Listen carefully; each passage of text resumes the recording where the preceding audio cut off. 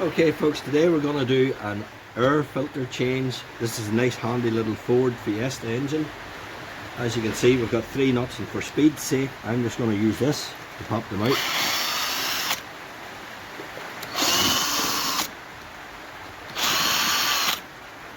And then all we do is pop off these little clips.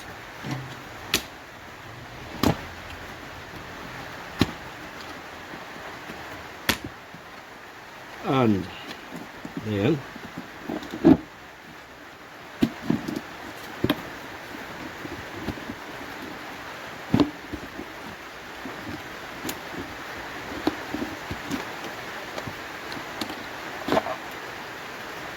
set it off. Inside here we have the air filter.